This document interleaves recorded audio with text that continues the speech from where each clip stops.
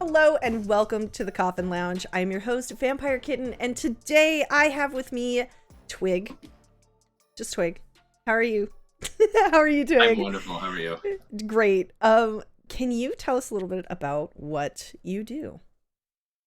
What I do. So, professionally speaking, I am an electrician that does a lot of things.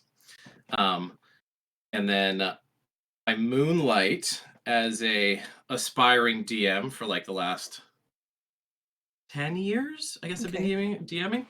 And then I also currently, right now, I am in the midst of preparing to take our camp to Burning Man. So I am a theme camp organizer along with my partner uh, for Burning Man. When we had met, it was Burning Man 2019? Ooh. Yeah, were you there in 2018? 2018? I might have been. I think it was 2018. 2018. So Burning Man 2018, you and I met. That was a crazy year because I think that was like the 75-person camp year with Lip Balm, right? It's 100. 2018 was like 50, and then 2019 was like 100. Oh, 100. Okay. I'm Yeah. underestimating, I guess. 100 people camp. I think that's when we met. I feel like we hung out a lot that year. Had you gone to the burn before that year? I mean, obviously, probably, I'd say yes. But how long have So you been going to Burning Man? so my first burn was in 2013. And then I had about a 5-year hiatus where I couldn't go. My partner Noelle did a really cruel thing to me, where she took me, and I was at the time I was a pretty square, normal looking individual. Like, just say it, just kind of boring. Right. And then she decides, she's like, okay, you would like this thing. And I was like, sure, hippies in the desert dancing. Yeah, you're super cute. I'll go with you and your friends to the desert and do that thing. Ruined you. And I, well, yeah, she definitely shepherded me. Like, she took care of everything. She made sure that I was prepared. Like, I really had like the golden ticket as far as being Sherpa'd to the playa. And then I got there. It changed my life in a lot of ways that I did not expect. And then she was like, okay, well, I'm going to nursing school, and nursing school starts right before burn. So there's no way I'm going to be able to go to burn while at nursing school. So you could go, but you have to go without me. I was like, well, that's not going to happen. So I took like 5 years off and didn't come back till 2018. Like, spent a Okay. lot of August like crying watching Burning Man videos. I get FOMO too every single year. I rewatch every single year. It's Oh, the Places We'll Go, and then I cry because that's my favorite Burning Man video. And then Mhm. like I live vicariously through, is it like 24 Hours of Burning Man? Tex is his name, I think. Yeah, Vicariously through that. Mark Uh Day's video. He just put out or the oh, new Mark one. Day. Mark Day. I don't know why I don't know why I said Tex. Mark Day, yeah. Mhm. And then all of the Kickstarter projects. I actually backed one this year because I was like, I need something from Burn this year. So I did Yeah. that. I can't remember what project it was. It was really cool though. I'll have to look it up. But I've been going since 2012, and I've been off and on. Maybe I've been 7 or 8 years. I can't even remember at this point. And from what I hear, last year, did you go last year? Oh yeah. Last year was particularly hard. Did you go to Renegade too? I did not go to Renegade because I'm up in the Great White North, so crossing the border was not really an option. Right. That's right. Okay. I had the opportunity to go, but I was going through some life stuff and I just felt like it wasn't appropriate to go. But okay. So now that we're out of COVID and we're going, what's your grand plan? My grand plan to for going to the burn, Yeah. um, continue on the Burning Man camp. That's right now we're like deep into prep mode. We've got like this weekend and one more weekend, and then since we all both work full time, we have some nights. But yeah, just prepping and herding all the little Burning Man kittens to make sure that they've got their tickets and the virgins are really actually prepared and all that stuff. So lots of like communications online all that stuff. That's what we're doing right now. But get down there and then set up, relax, and run a Burning Man nerd bar. S- Can you explain a little bit about it's level up, right? Yeah. So there are a handful of Burning Man, like I guess geek camps. There's Captain Pumped Raiders. There Yeah. is oh gosh, what's the one I'm thinking of? Probably Nightcrawler. No, there's another one. Atomic Wasteland or Atomic Family. They're kind of Yeah. one. But there's not a lot. There's only like a couple. So what Yeah. is gonna make yours what's gonna set yours apart from like everybody? Or are you just trying to do something similar? So no, one of the things that Lip Balm taught me while I was there was like running a bar at Burning Man is awesome. I don't even drink that much personally speaking, but like running a bar at Burning Man is just a good time. You get to socialize with everybody. You get to like, you know, parrot some of the principles like a cultist. And so we have a couple of theme days specifically, but generally speaking, we're just a nerd bar. So like on my day, I do a D&D theme day, and we have the bar set up. I have a massive baseball sized D20, and I will roll or have the player come up to the bar, roll the D20, and then based on the roll, I will DM you a drink, and That's then we'll have a cool. conversation. That's It's amazing. pretty good. That's a I good have idea. another during D&D day. I also do a incredibly judgmental character build with people that come. Okay. So what I like to do is I get a character sheet, and if I'll have them roll some d6s for ability points, and then I'll ask them some like really personal questions. Usually I preface it like this is going to be very personal, like you know. What's your relationship with your mother like? How do you make your money? Or are you a corpo stooge? Are you a hippie? Like, are you adventurous in the bedroom? Like, really personal stuff.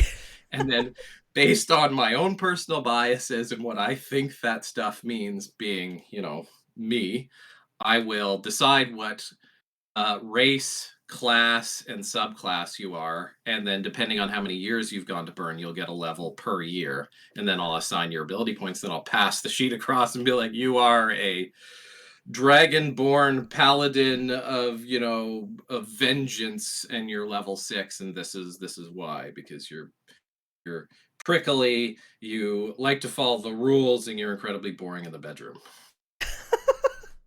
Perfect. Are you planning on playing a game with these?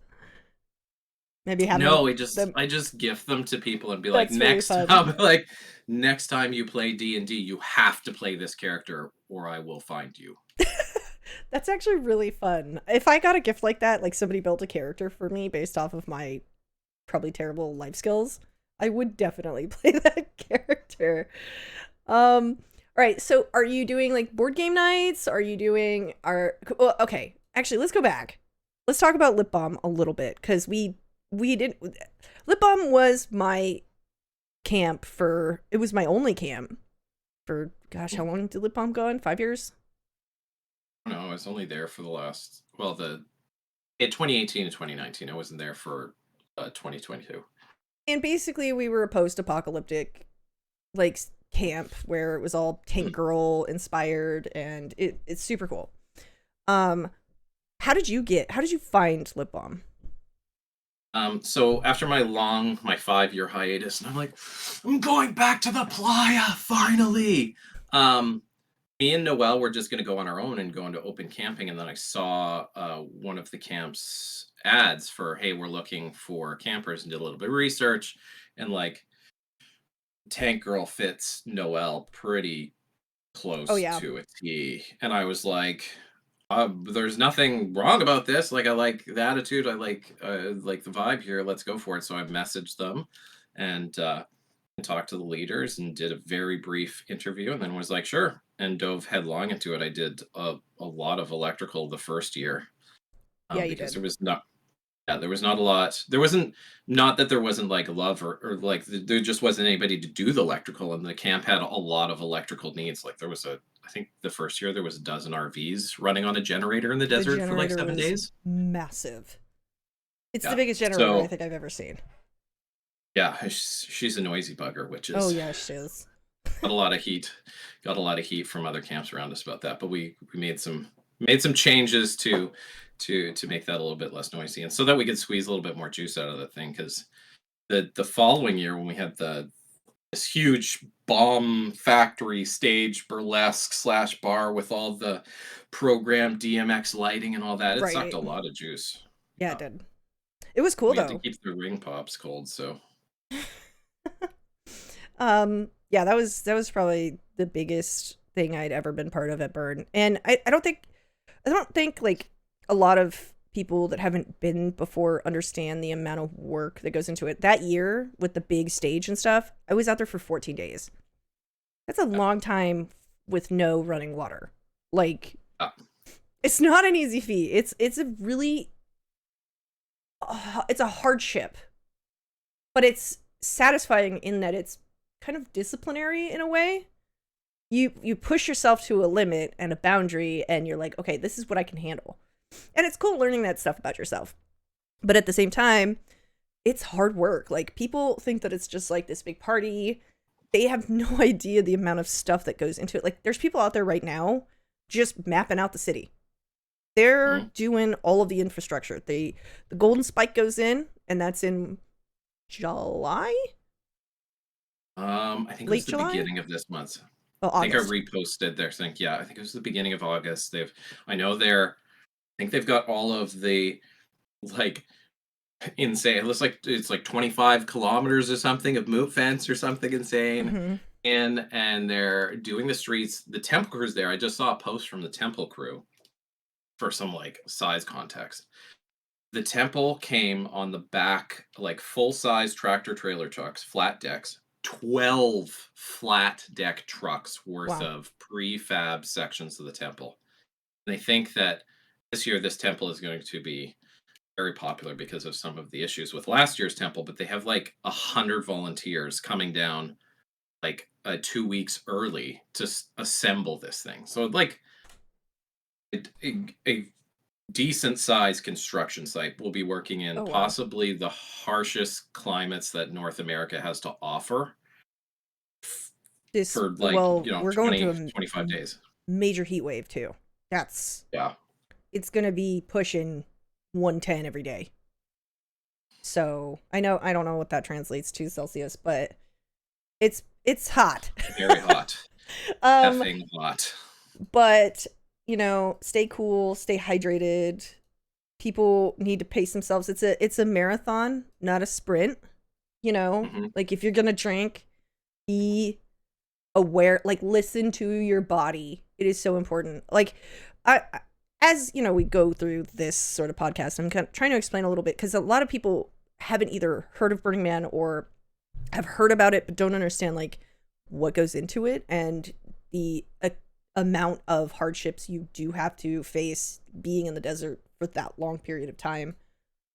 I grew up in the desert, so like I'm so used to that dry heat, being hot, monitoring myself, listening to my body, but a lot of people aren't. Like there was one year everybody was dropping like flies and I just started bringing with me like a ton of pickles and a ton of electrolytes and a ton of just like coconut waters and just handing them to people that were just obviously too messed up to continue. Like if you start arguing with your partner or you feel like angry and you're upset and you don't know why, it's because you're not drinking enough water usually. So this temple of the heart, this is massive. Right? Is this like a I'm excited. so I'm looking at this, I can't tell That's if just this the is temple. yeah, this is just a temple and you It's can see just the the temple. size. I can't tell if this is like a bridge or not, but it's massive and it's very cool. This I is think one of the exciting. first things that struck me when I hit Playa the first time in 2023, it was in the middle of the night and we were all exhausted. And me and Noel pitched a tent and then went to sleep. And me being like a trades guy, I wake up like 6 o'clock on the dot every day. Sun hits the tent, it starts getting warm. It's 6 o'clock. I get out of the tent and I put on what I thought were party clothes. So, like some sort of patterned shorts and a t shirt and probably a bucket hat. And I'm gonna go to the bathroom. I'm gonna go pee, and I walk out to the road, and this fluffy duck of a school bus rolls by. Like somebody had taken a full-size school duck, peeled off the roof, put a bar and a stage and like probably a stripper pole or something, but covered it in Oh. like what looked like, yeah, like fur or yellow, some variety, and it's rolling past nice and slow with the music blaring, and these people are like, it's like 6 o'clock in the morning. The sun is now coming up, and people are like just having the best time of their life, and I'm like, what? Fuck, like, the idea that somebody would even spend the money or the time to convert a bus to do that, and then fill it with people that were gonna party until the morning, just, like, could not You compute to you know my, they were like, partying early the night 20s before. brain. Oh, yeah. No, No, it was an they that all-nighter was for sure. the They're probably that headed was the home. walk of shame home. Yeah, for sure. Yeah. So I go, like, see this, and I'm pretty sure I didn't go pee. I, like, totally forgot. Ran back to the tent. I'm like, Noelle, get up, get up. And she's like a veteran burner. This is like her Right. third burner. I'm like, get up. There's a rubber duck outside. She's like, yeah. Go away. I'm so tired. Like, get up. There's a bus, and it's a duck. She's like, oh my God, there's gonna be so many more ducks. Just relax. And she was not wrong. Like, It's just amazing. the scope of what people will do for this 1 week, and how like it also, like, these projects and the size of them and the effort that they're putting in, like, subtly communicates the importance of this thing to people, Hmm. and like being able to do this thing, because people get, like, I don't know about you, but I get like emotionally tied up in that city for sure. It's Oh like the yeah. only place I cry all year. I have feelings. I'm in my feels all week, and I'm typically in my feels. I'm a pretty emotional person, but when I'm at Burn or thinking about Burn, I just get knots in my stomach, I think. And I think what it is it's Burning Man's changed my life. Like you had mentioned, you were just some random dude before.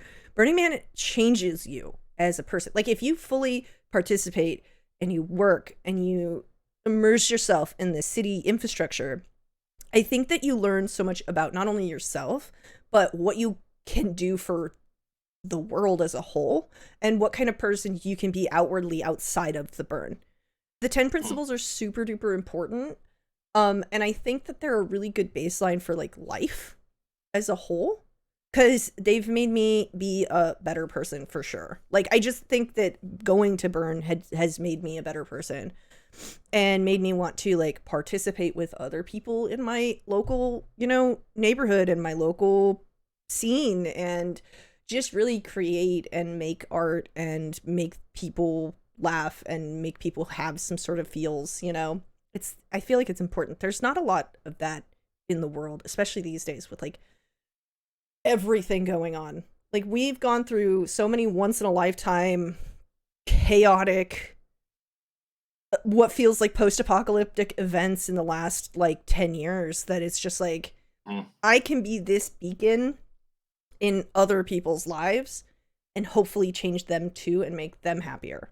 You know what I mean? Like that's kind of how I feel coming out of the burn. I don't know if it's the same for you, but So during COVID, we knew we weren't going to go to the burn. It got canceled. I had my fifis about it. I threw a tantrum in my Jeep when I had to cancel the camp because we were ready to do the camp right. the year COVID hit. I was just like, just waiting to pull the pin to buy a bunch of stuff and all that and like take in camp dues and whatnot. It wasn't going to happen.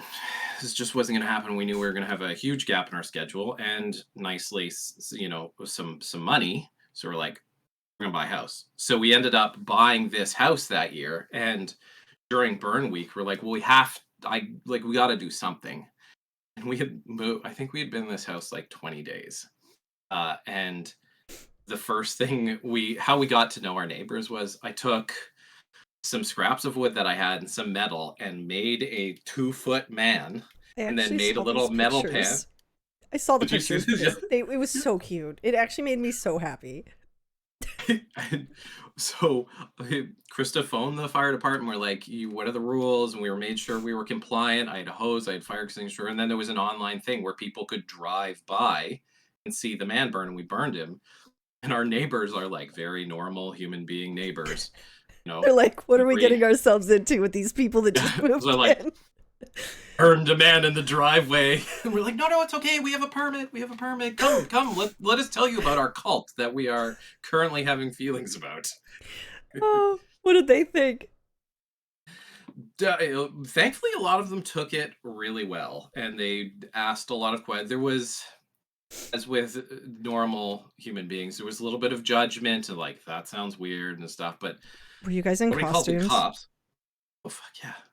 Absolutely. I was like, actually, I'm wearing my Galaxy tights right now, but I was probably in these and like a fur jacket covered in lights, having like a light tear, you know, in my driveway, burning this human figure, this So, small gnome. so nobody called the cops, thankfully. Nobody called the cops. I made a big show of like having a hose and like spraying the concrete so that we aren't going to leave burn marks in my brand new driveway. So it went over really well. We made people some drinks at the bar, and yeah, they thought we were weird, and that was the tip of the iceberg because now we have like Now the you've said Burning it. Man trailer in the driveway. There's like an overstuffed wingback chair that I rescued from a dump that looks really good on Ply. It's like the quintessential wingback chair with like grandma's rose print on it, and it's in the driveway right now. Well, at least you set the bar. You set the Yeah, standard for what they were going to expect. that set the tone for sure. For sure. I hope you're like your friends, or they just put up with you?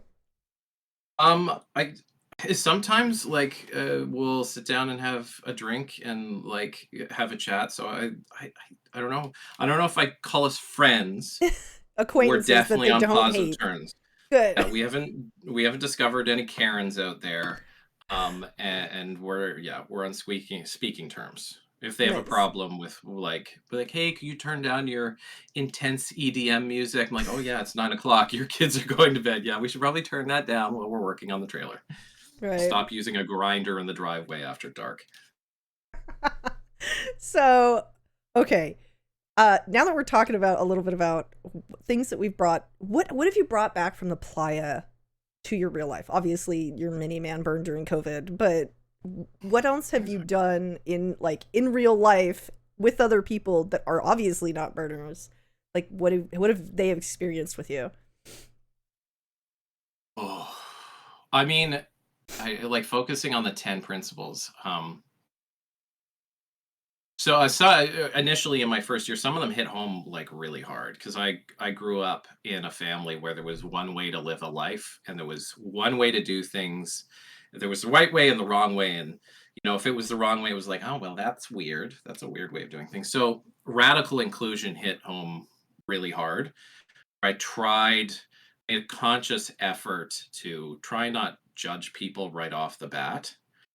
It's like so much of what goes on, and some of it is like our own like human instincts, and some of it's like stuff that we've been socialized and taught and stuff, but like trying not to judge somebody based on my first 10 seconds meeting them, right? Right. Like, and trying to be open to, yeah, they might be living a life that's different than mine. I have a really weird life, so I really shouldn't judge, but they might be living a life that's a little bit off the beaten path, but it doesn't necessarily mean that it's like wrong or that I should look down on it anyway. So that one hit home super hard. Um, really like really like gifting. I do Like, too. not for Christmas. Like I actually don't like giving Christmas gifts or like birthday gifts and stuff, but when I find something that just speaks to me of someone, the joy that it's kind of a selfish thing, like getting that thing and giving it to them and telling them the story about that thing brings me so much joy. And I was not aware of that. Gifting for me was like, you go and you find your dad a new tool for the garage. You get your mom soap because she's a woman and she takes baths. And I was like, this is stupid. But like out on the playa, people were like, yeah, you should have this. And Right. I In that moment, they've pretty decided that this belongs to you and that they want to give it to you, and that is such a cool thing. Like, receiving gifts is awesome. I yeah. Speaking of gifts, I've started kind of like looping my candy, like raver gifts, into like but making them burner gifts. So I went to Mhm. interviews this year, which is the first regional that I've ever gone to, and I took a virgin with me. So it was a whole thing. I was a virgin Sherpa and also this was my first regional. And I was terrified of ticks because Interfuse is covered in ticks. Also, Interfuse is spoiled as fuck. They have running water and showers. Spoiled. Regional, that too.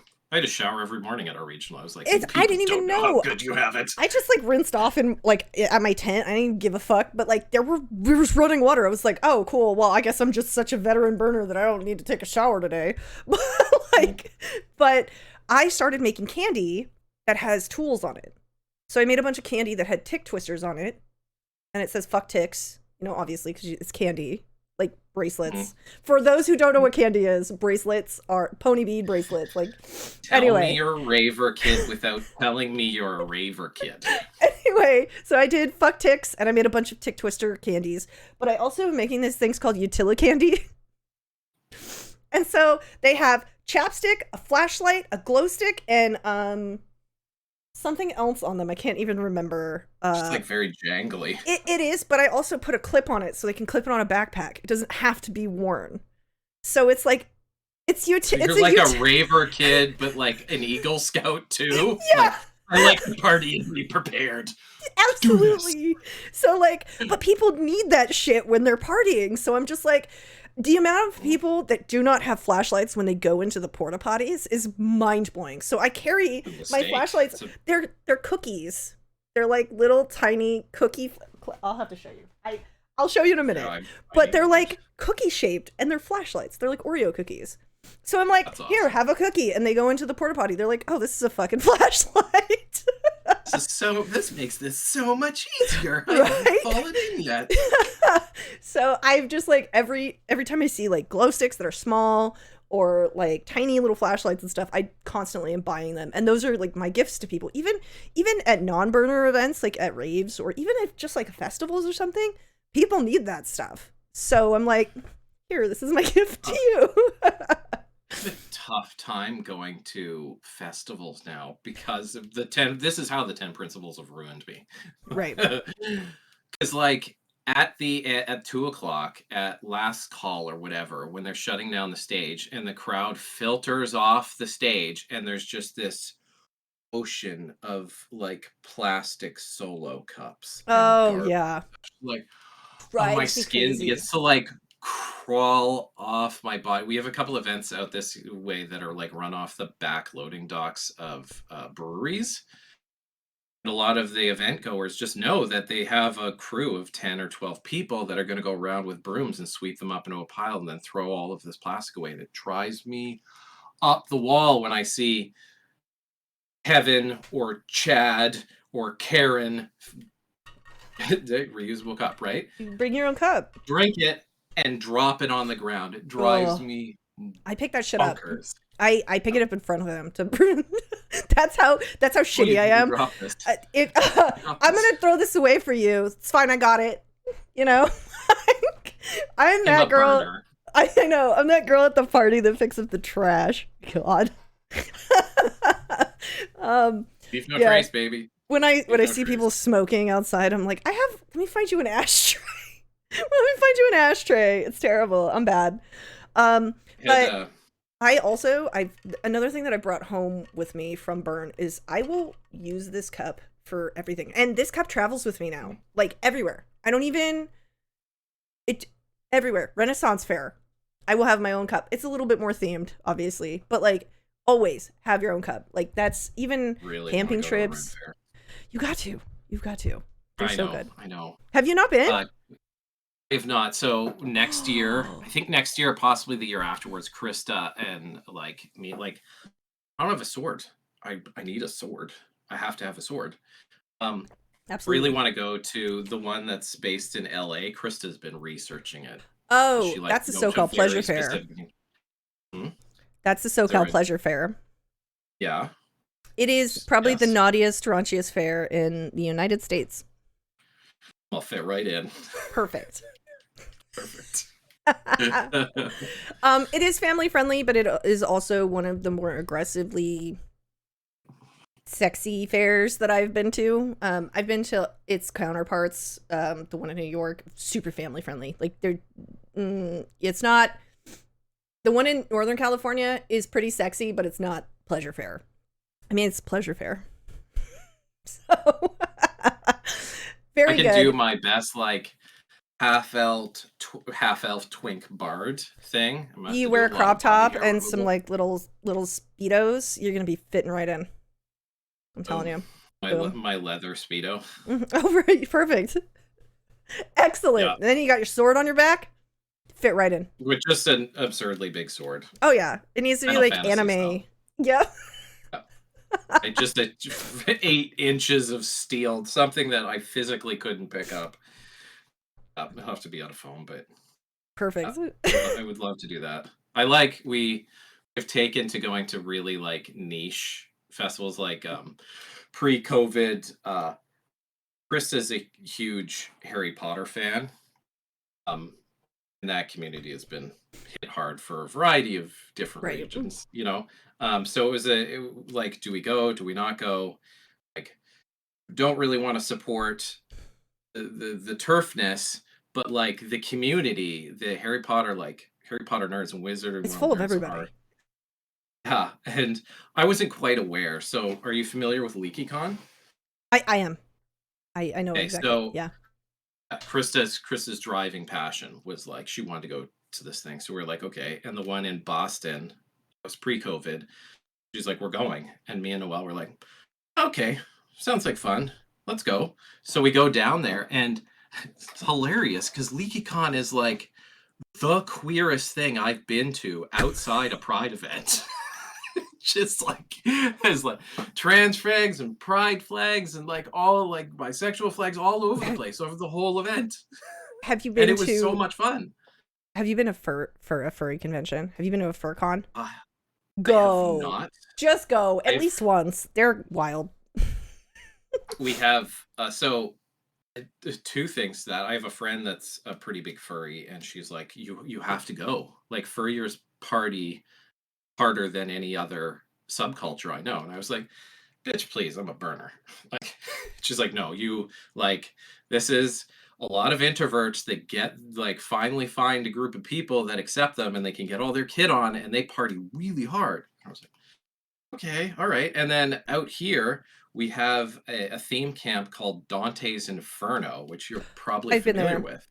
with. They Yeah. were so sweet, but there was so much. Okay, there. No, How go do ahead. I nicely put this for the podcast? I saw more dicks in Dante's Inferno than I had seen on the playa ever. Those fursuits are hot on the playa, man. Like, They wear the paws, they wear the head or ears, and a harness. That's it. that's it. It's like it's hard life being a furry on the playa. It's like, well, 110, 45, whatever, Well, and Dante's Inferno just like it's air conditioned too. So they try, but it's just like fabric. But I they're from know. Vancouver and they come to our regional, and they're like, when I talk to the American members of our running camp and talked about this, they are the coolest crew. They found a whole pack of them with their ears when they were away from Dante's Inferno, found our bar 2 years running at our regional, and they're like, oh my god, there's more nerds here. I'm like, of course there's more nerds. And they were rolling dice, and we were talking about D&D and all sorts of stuff, and and our so down here, Dante's Inferno crew has something they refer to as the kitty cannon. Now, Canadian furries, as I've learned, are hardcore. What is the kitty cannon? Okay, so it's two like shoulder mounted. They must be 5 foot long propane flamethrowers. Okay. They're kitty, like they're Hello Kitty themed, and it takes two people to operate one of them. One of them holds it like a World War II bazooka on their shoulder and works a crank that lets the propane out. Another one follows them with a propane tank on like a tube. Um, Amazing. like we have seen flamethrowers on the playa. We've seen big Oh flamethrowers. yeah. Believe me when I tell you, these ones are like on the scale of Game of Thrones burning out an army. Kind of, they're usually, this year we didn't burn anything, but the year before they were responsible for starting the effigy fire, and they stood like 45 feet away and roasted that thing, like a traitor to the realm. Just cooked that effigy like nobody's business. They were terrifying.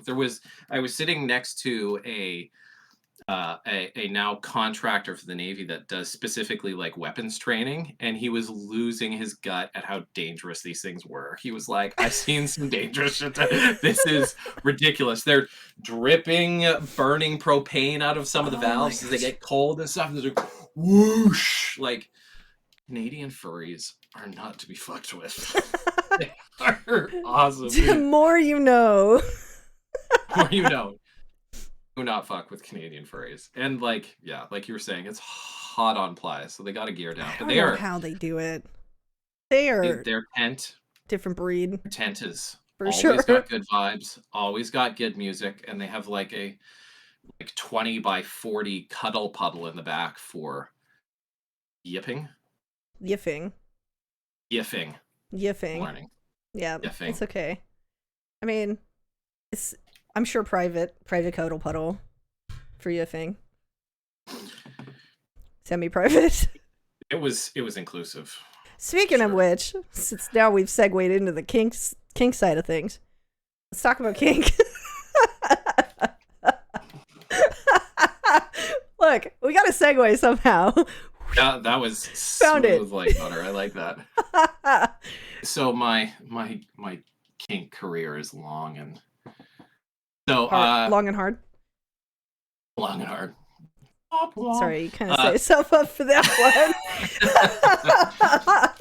one. Got into the kink scene in like the mid 2000s out here, and as a young 20-year-old cisgendered white male, you go and you buy a flogger and you buy a leather kilt and you do lots of spinning stuff and you get to flaunt your ego and stuff in public. And it was kind of it all kind of happened in the same time when me and my now wife met our partner Noelle, and she was kind of our segue because she's the crazy pants. She is the tank girl. She is our manic pixie dream girl for sure. And went into the scene and got deep into that. So for like 10 years, we were running parties and teaching classes and assisting in running parties, and traveled a little bit to do teaching and all of that stuff. So I've tried and done a lot of things. I feel like I was at the Lip Balm bar. I was the kinky dude with the paddle at the end of the bar. Mm-hmm. The Wheel of Misfortune. You did a number of spankings that year. It was a good time. Countless. I was very happy to see that was all part of the package. My friends, they do this thing where they cattle prod you, they dunk your head in water, and then they make you shotgun a beer. And I'm just like, none of that sounds fun. But like, people are into that. Do you remember on the Wheel of Misfortune, there was lick a neighbor's or lick a stranger's armpit? Yeah. Did anybody do that? Because really? I didn't see any of that. I was working the bar, and I was always all the way at the end, so I wasn't even near the wheel half the time. I missed all of that fun. I feel like this is going away from kink and back to burn, but either way, it's, they kind of go hand. For those that don't know, you spin the wheel and it lands on a number, and that number correlates to a chalkboard that kind of changes on the regular. But certain things were on there for sure, like get spanked, take a shot, lick a stranger's armpit. This is all consensual, by the way. I would like to preface that. Absolutely. You got there was like some light like hazing if you wouldn't do things, but it is consensual. Nobody's forced to do anything. You can always walk out the door. Right. Always an option. And there was plenty of us around to try and gauge consent because, groups, mob mentality, you don't want to push somebody into having a bad lots of experience. Drinking, and, you have to kind of keep an eye on all that stuff. Safety third. Yeah. I mean, first. So you spin the wheel, it lands. We had I saw personally at least a dozen people land on lick a stranger's armpit. Not once did I see it turn down. No. This is And at these are night, some so it's gotten cooler. stinky ass hippies in the Yeah, dust, days in the dirt, 5, 6, 7. most of them not wearing deodorant. Yeah, I That's mean, definitely I some think, people's kink because there's but no these were like reason why you would do that. there was Unless it was like a super dare. Like, I dare you. I dare myself. Let's take it never got turned down. These were some normal, like these were normal. They There were was there to some party. virgins in there for sure. They were there to Like there was, party. they were there to party. There was some, we call them sparkle ponies, where they look really pretty and they're And all put clean. together in what is, yeah, plain, clean, quintessential, usually like a white lace bodysuit and some like silver temporary tattoos and some sort of like bedazzled goggles and high platform boots, like your quintessential Burning Man stuff. Mm-hmm. And they would do it to some like big, long-haired, greasy beard, dusty, kilted, like His punk boy across the his street that actually pit set arm the hair city has up. been sticking out for 4 days. You could braid it. Totally will do it because they are at Burning Man, and that apparently this is what you do Challenge. at Burning Man. Yep. I'll remember it forever. So let's get back to the kink. What kind of workshops and stuff have you run? So I did a lot of DS stuff because I very much enjoy DS based relationships. There is actually some controversy around what BDSM stands for. Right. Um, but for the most part, if you go with bondage, domination, and then sadomasochism, that's what that stands for. Whereas, like when somebody says DS, they usually mean dominant, submissive relationships. Okay. And the broad strokes means that one person is in control and one person answers to that person, and it's specifically designed to have a power imbalance. Power imbalance. Right. And so the psychological end of things and the very formal structure of relationships and that sort of thing for a long time really appealed to me. So I did a lot of that, and then we did a lot of classes on like adding poly to that or doing poly separate to that. And then I did a lot of like interrogation style scene workshops and a lot of impact play stuff. I really like bloggers are good. My favorite probably go to is Kane's. And do you still teach workshops? Not really. We our kink scene here in Victoria got didn't get it. I think we got tired of a lot of the drama because with the DS dynamic and a lot of people engaging in that, you get a lot of ego that gets fed. So, and I'll be very straightforward. There's a lot of like cisgendered males that got treated like master and started thinking that they were everybody's master, and all of these egos got tied up into it. So there was a lot of drama. So we like pulled away a little bit, but now we have like a close group knit of friends that are still in the scene, and just play with them, generally speaking. Um, but we did teach DS stuff and a lot of poly stuff because that's a big thing that we're known for in the community, Mm-hmm. is that we might be one of the longest running triads on the island for sure. I was going to say in the area. In the area, in the local area. I don't know how far, but I don't know any other ones that are still going. So, are you planning on teaching any workshops at your camp? No, just lessons. Been a bad burner. Expect. No formal lessons per se. I really enjoy running the bar. This year, me and Noel have kind of like given a lot of the days off to our virgins and our campers, so we get a few more days off. So I'm possibly hoping to go out onto the playa and take a few lessons. That'd be Last year we got one day off, so we actually went to Nightcrawler camp did some drinking and did the playa RPG. We didn't get very far, but it was a lot of fun. So, but there is a very light plan in the making that sometime in the future we might have a nerd village. I feel like that's necessary. It's a lot of nerd in one spot. Yeah, but that's awesome. And Can you imagine you all getting so together and much playing like social anxiety. Oh yeah, that's true. That is also true. But that's why, Okay, you know what? Nerds that drink, oh my gosh, they want to party.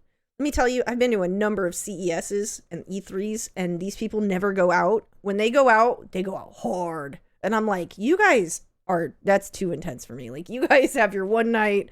I need to pace myself. I got work in the morning. It's like a snowball effect. I feel like once you've got the extrovert and you're like, get those first couple of snowball rolls past the social anxiety and you're a They're little fine. socially lubricated, just like, and then by the end of it, it's like tearing itself apart. It's so big. Right. You get going. But it would be cool to have a nerd village. Like, honestly, I think that it is kind of at this point. I feel like a lot of people play even just board games, and I think that like there was that like kind of hipster renaissance of board games where people were like still there's tons of people that are like, I'm downsizing my board game collection, but they have like hundreds of different these like very niche genre board games and that come out all the time, and I think that segued into the renaissance of D&D and like Pathfinder, because all those kids that like, I don't know what it was like for you, but like when I was 12, 13, I played D&D with like my buddy's dad because he had known how to play, but we didn't have any money. Like just getting a set of dice was like, I had to go to the comic book shop and then they may or may not have them. And now like I nerds was a like Monopoly myself, kid.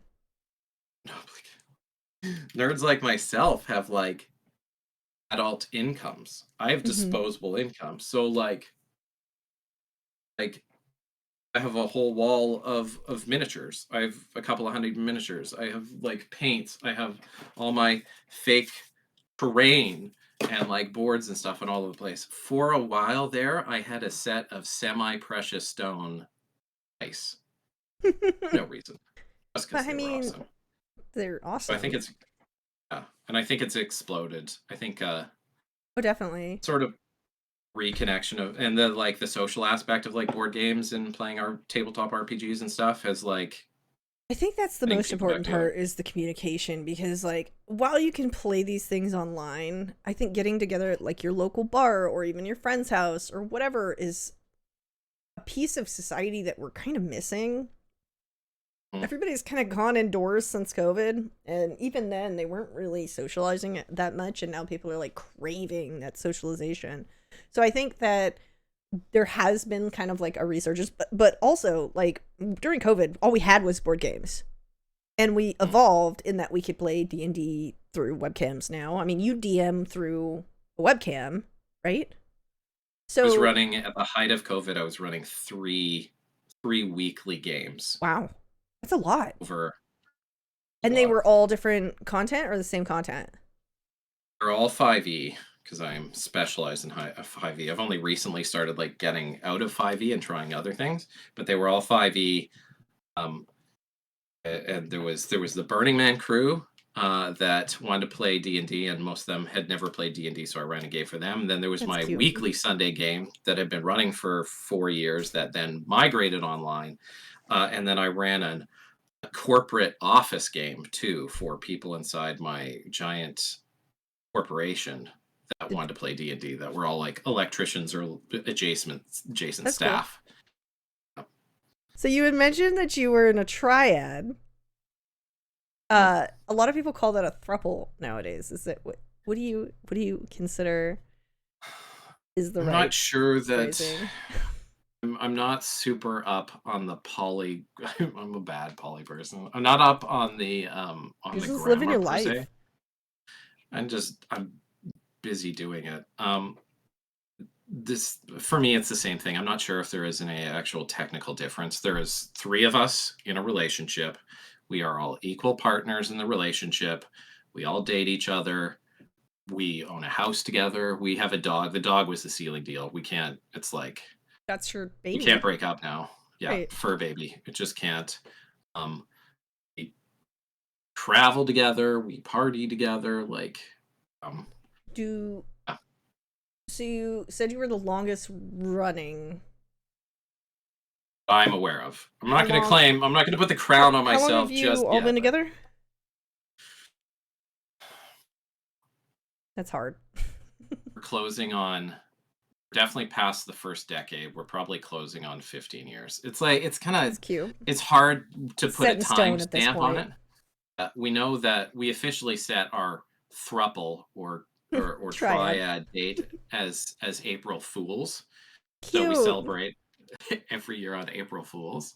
Um, but it's hard to put a date. It's at How least 12 years. so how did you get into that? Like how did you just decide, oh, we need a third? That accidentally. Actually, it's Noelle's fault, really. So, for context, um, I am legally married to Krista, and we initially started dating, like back in our early 20s in a very small town in the Rockies. And then later on, when we moved here, I met Noelle on a construction site, and she kind of, without us being realizing, kind of like worked her way into our relationship. And it was a She said, "Oh, very, I'm going to be part of this." she later on, she admitted, she's like, yeah, I'm way more into couples than I am like single people. And we're like, well, you manipulate us? You just gaslight us into a positive relationship? What the fuck? She there was a very distinct point where Noelle, technically, when we started hanging out and going to kink events together, she was technically in a relationship with somebody else.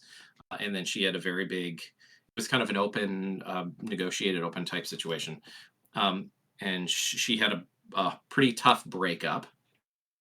And she decided that she was going to go away. She was going to take some time off. And then there was a point where she's like, okay, I'm going to go live with my mom rent free, and I'm going to work at this job as a carpenter, and I'm going to bank as much money as possible so I can come back and do nursing school.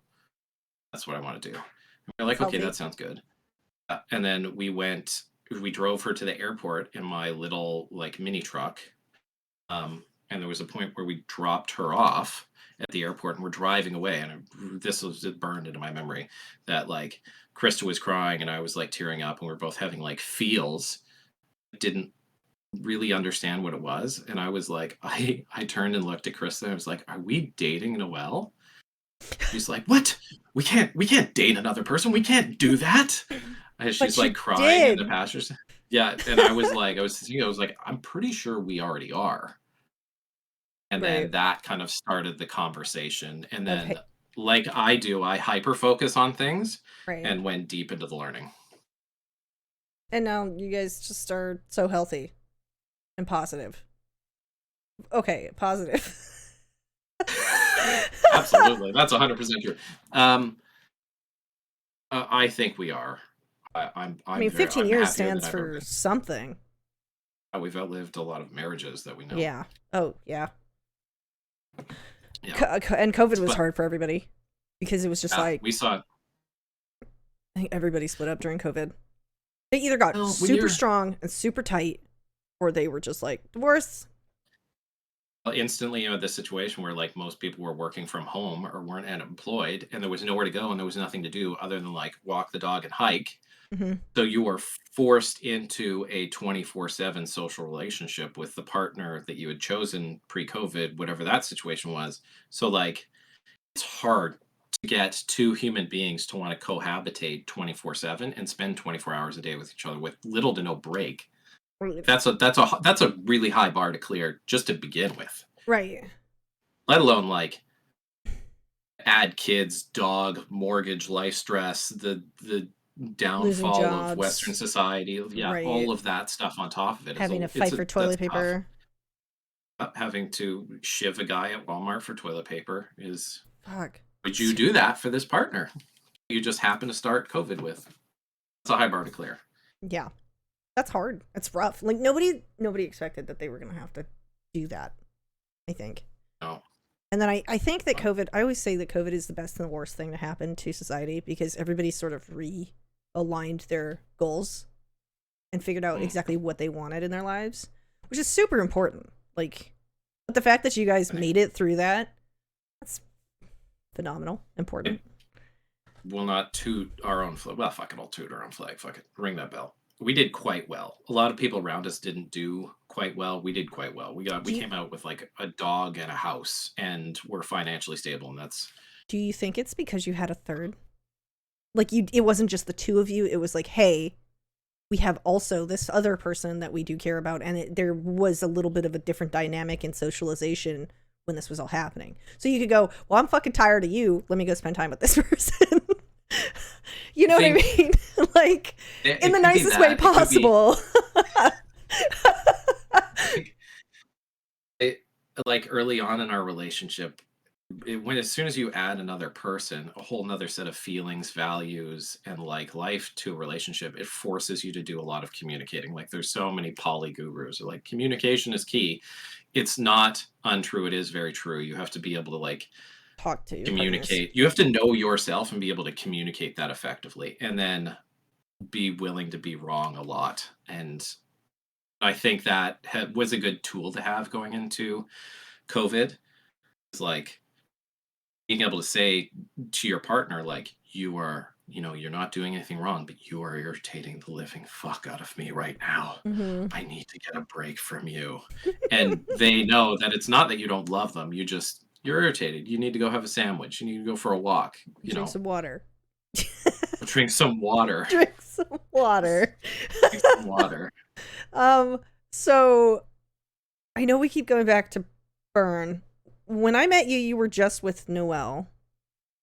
Oh, I was with Krista at the time. Were you with Krista as well? Well, no. I mean, like, on the playa. Was Krista on the playa? I don't. Oh, yes. Physically, yes. No, Krista's never gone to Burning Man. That's what I was wondering. I was going to say, wouldn't it help that you are burners and that there's a lot more openness in the burner community to sort of, like, survive hardships?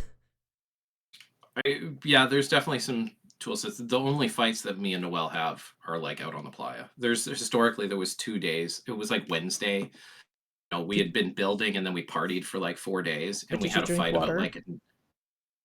I think we might have been dehydrated. Yes, I was definitely hadn't eaten, and we had a fight over like nothing, and then we took 10 minutes apart, and I was like, I don't know what we're fighting about. Why are we fighting? We need to take a break. Mm-hmm. Maybe this should be our down day. We'll just take a nice 24-hour break, reset.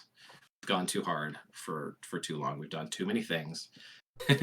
Now it doesn't happen because we are a little bit more cognizant of those telltale signs. But yeah, I think there's probably some burner tools that helped.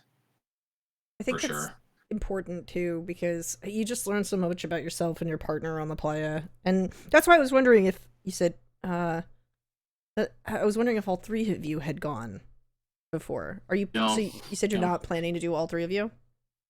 So there was a time that me and Noelle were trying to convince Krista to go to Burning Man, and that was part of our plan. Was like, we'll do some of your hardcore nerd shit, and then you'll come and have to be invested in our thing.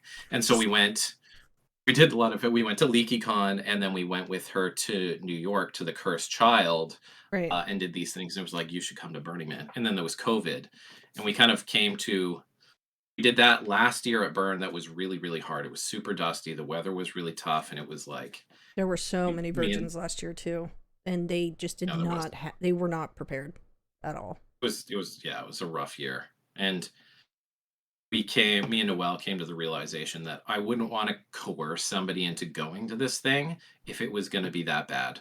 Right. If the sweet needs to be equally as sweet to the sour, otherwise she would just live in a trailer and want to go home the whole time. And I wouldn't want to put somebody in that situation. So we decided, if you want to go, we will support you and help you do that. But she comes to regionals every year. She loves our regional. Okay. Yeah, she loves it. That's fine. She's still a burner. Oh, yeah, absolutely. Speaking of regionals, I gotta tell you, I had not been to a regional before Interfuse. And most of the people at Interfuse had never been to Big Burn. It's so much more accessible. And it's wild to me that they all practice the principles. Like, they knew what was up. Yeah, I was talking to like people who had been burners for Big Burn for veterans for years, and they're like, "Oh, I've never been," and I'm like, "What?" Like, you guys are burners, you know? So like, just going to regionals does not invalidate you as a burner.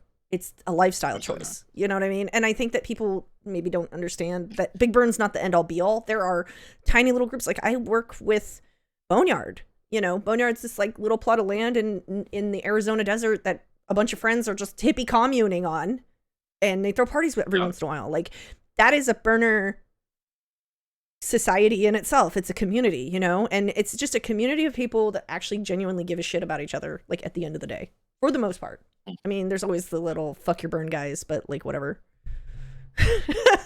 There's it's the bar to getting out to the playa is so high because it's it's thousands of dollars. And It's a lot of work. could be 2 weeks out of your schedule. That's 2 weeks you're not working. There's Hmm. and just like keeping yourself alive and like gifting people like that Yeah, bar is really high is so regionals are so much more practical. Like a it shower was every still a day. lot for being a regional. Like, you're camping for 4 days. It's still camping. It's still taking care of yourself and not dying out in the woods. And then it depends You on the know, regional. It could be super cold. It could be super hot. It could be full of ticks.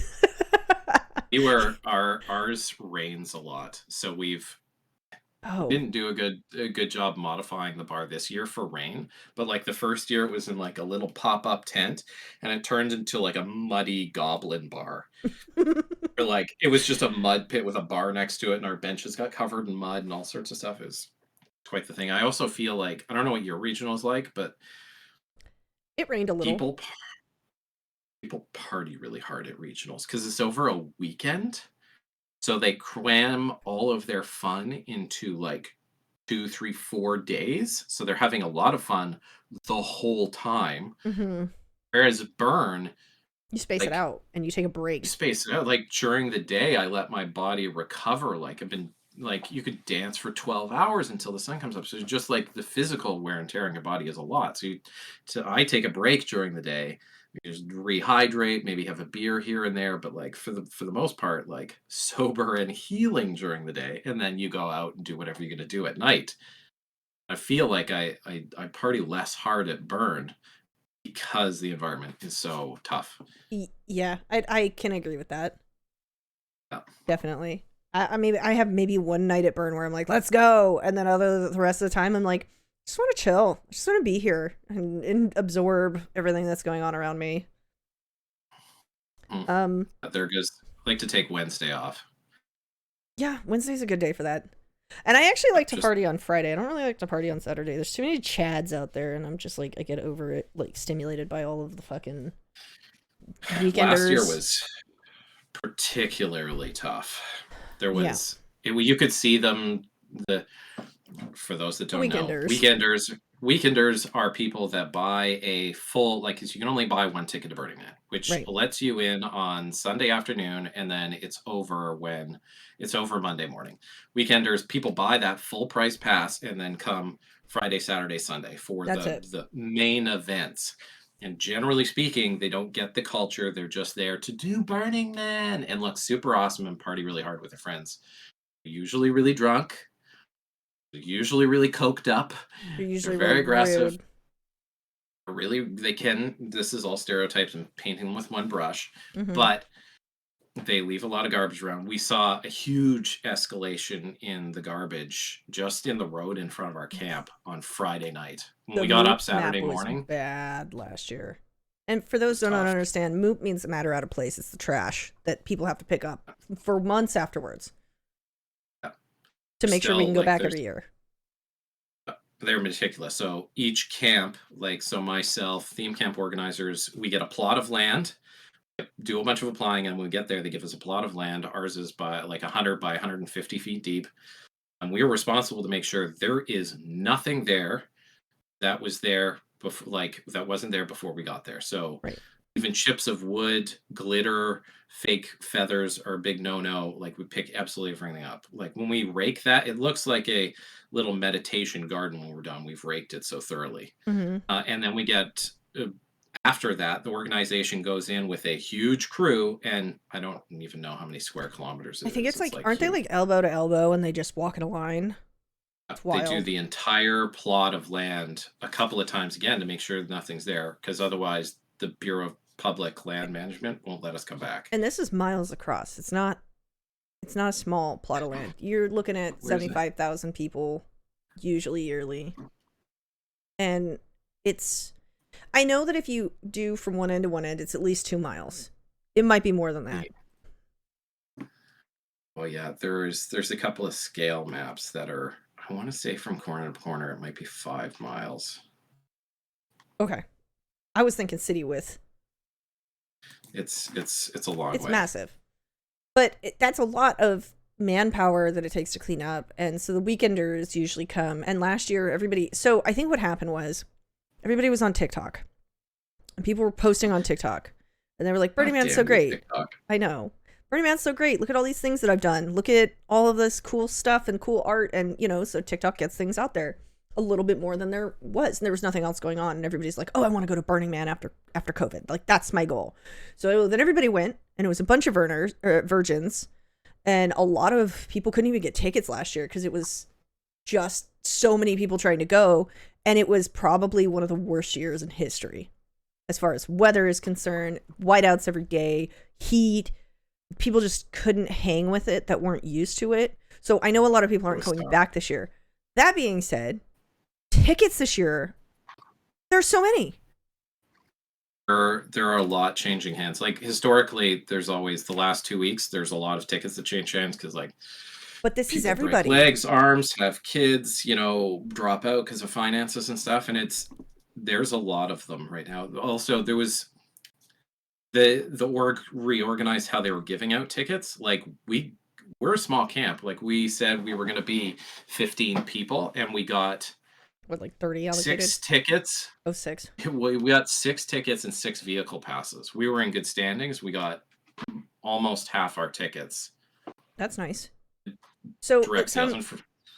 I also heard that they were really cracking down on plug and plays this year, which is fucking good. For those that don't know, plug and plays are camps that sell all-inclusive tickets for you to come and have dinner and be in an RV and be taken care of the entire time. Like, it's super frowned upon. You're supposed to work. You're supposed to participate, and that is the opposite of working and participating. It's usually people with lots of money, celebrities, rich people, but the fact that Burning Man org is like really cracking down on that is actually a sign of the time. Like, they finally have been listening that this has been going on.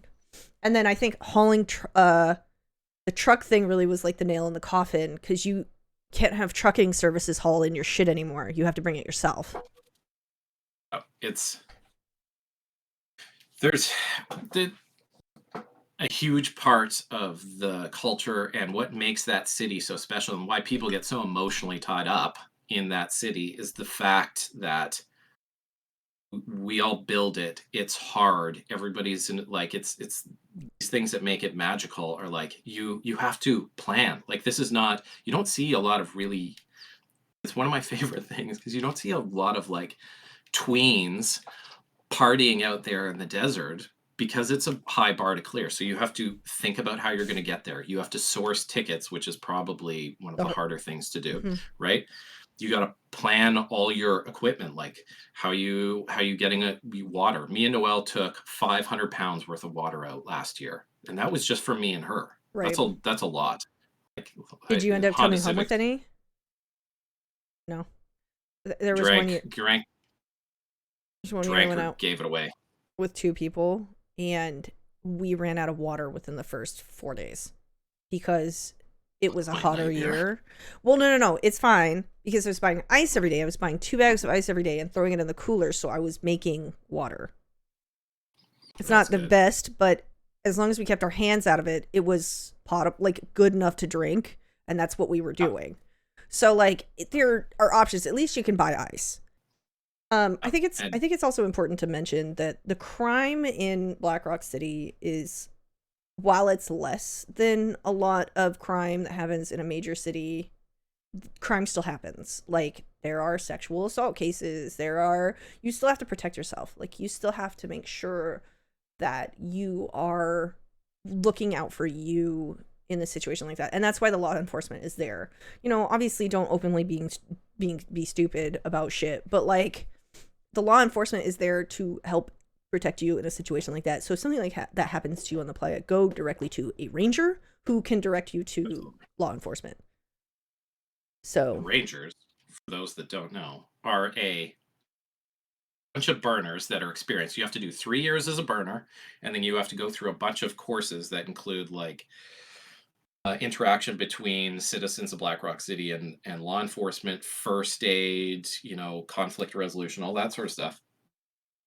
And they are specifically there to be the buffer that can deal with some problems, and then if needs be the go between citizens of Black Rock City and law enforcement, so that your rights are protected, right.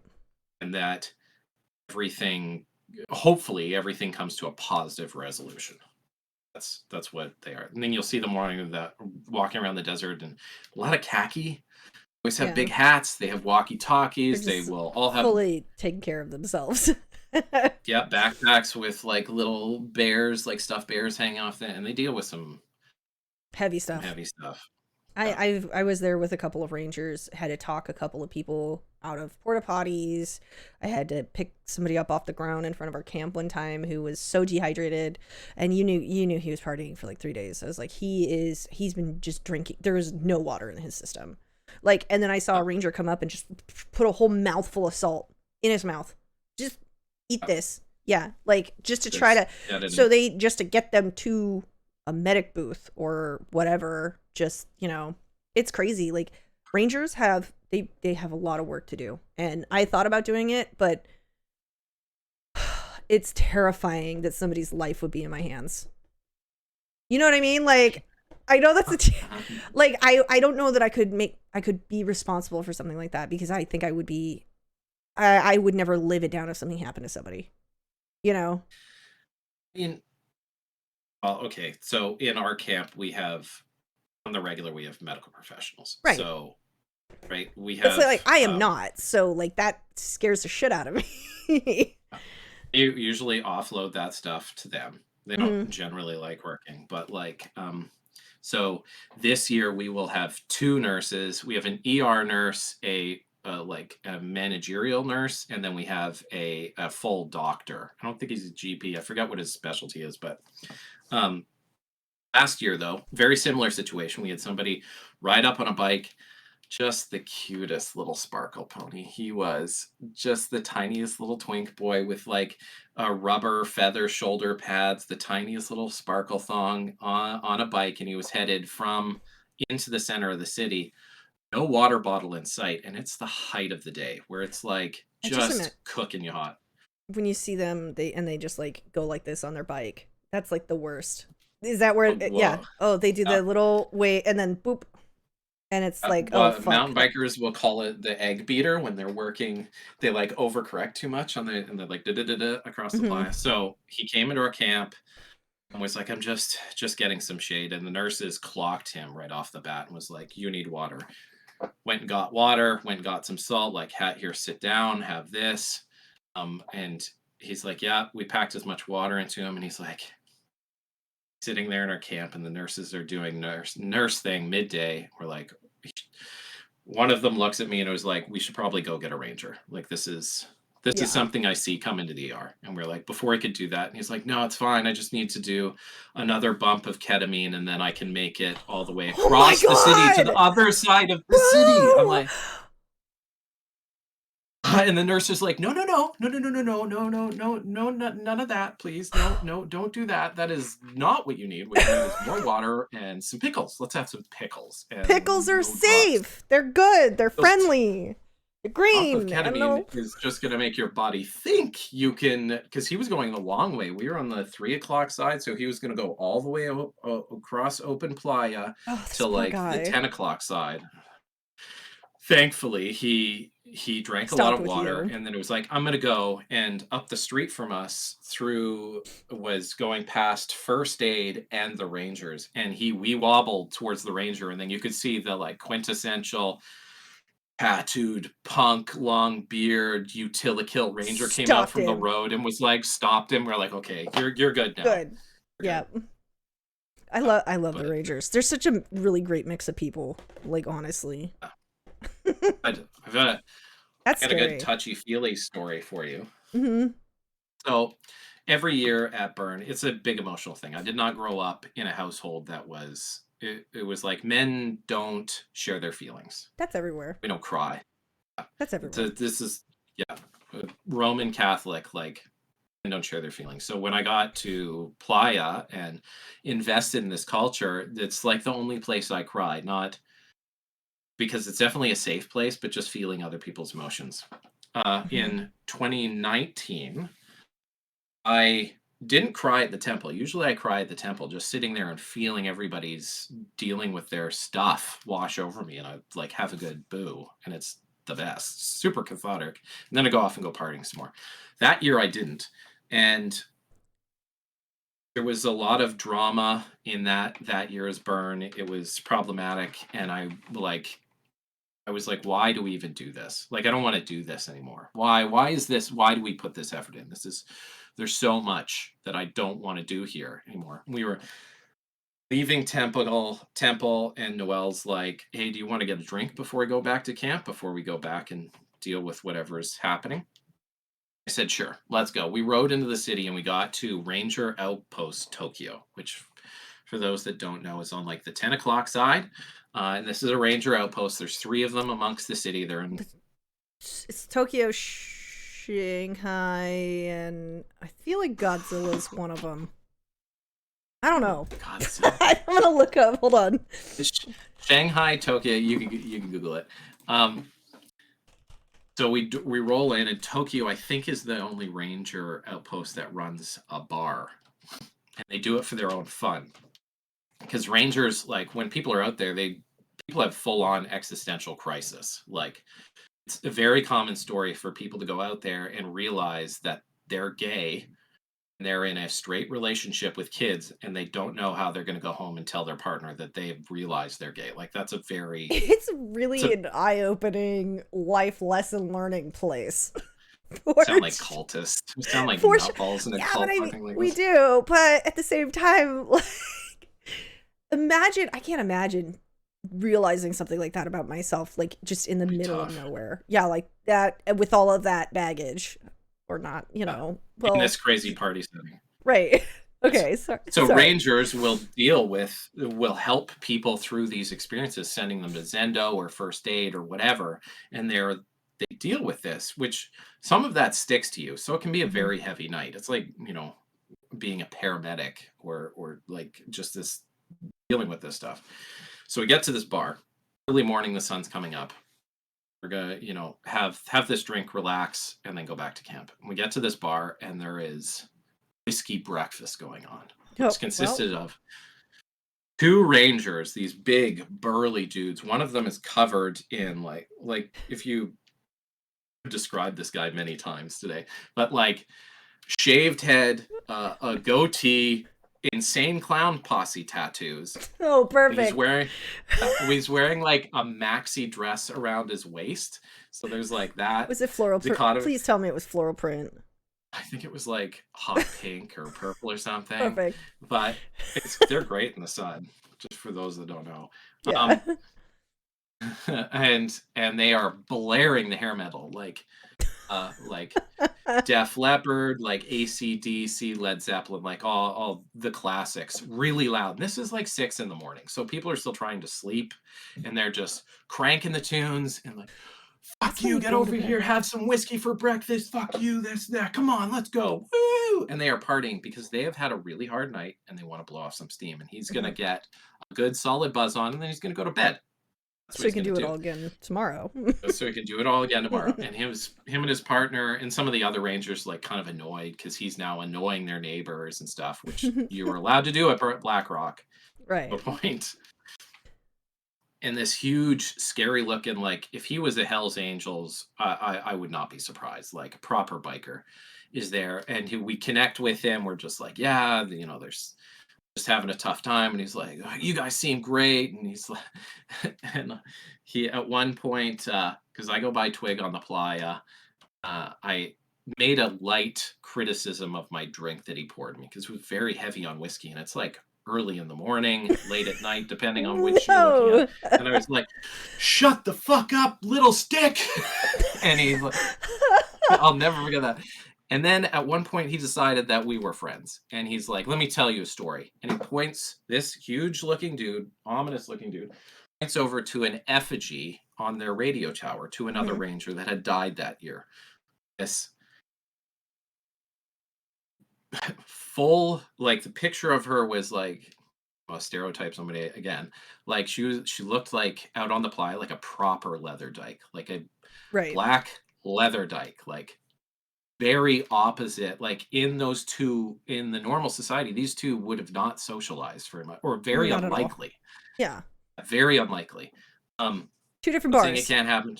Two different Yeah, just bars. two different bars. Leather Dyke Bar, Insane Clown Posse, Hells Angels Bar. Two different Two bars. different bars.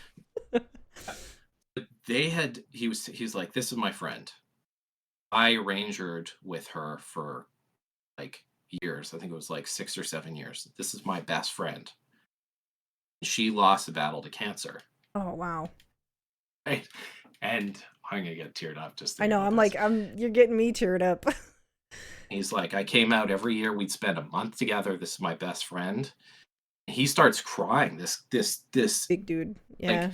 Scary dude. scary looking masculine guy is breaking down at the bar, sharing the story about how they were best friends. And I was like, in that moment, I was like, that's why I love this place. Hmm. Those two would have probably never met. No.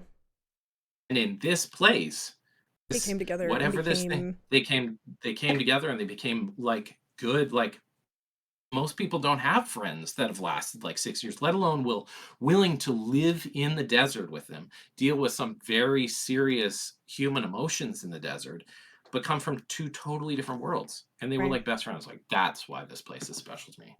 That just that stuff alone really makes me go, okay, this is why I do all of this hard shit, and I force myself to do all of this hard shit because I see stuff like that, and I'm just like, this is a real human place. Like this is a place where we can all connect on a level that we don't get to connect on in the daily life. Like daily life society has so many boundaries and so many different things that we're unable to do from like a connection standpoint just as humans. So when there's you can actually just have like a real conversation with somebody who you would never talk to, like ever, Mm, it makes it all worth it. 100%. mm, mm. So it's Yeah, wild. that's where the beginnings of making our own camp. I was like, well, if that's important to me, how do I facilitate that? I'm like, running a bar at Burning Man, connecting on some sort of level. What kind of level do we want to connect on? Like, there's not enough nerds on Playa. Let's do nerd stuff. Because, like, for the rest of the year, I spend like 2 or 3 days a week playing D&D. I'm like, yeah, I want to meet more nerds that are also burners on the Playa. And it just kind of took off from there.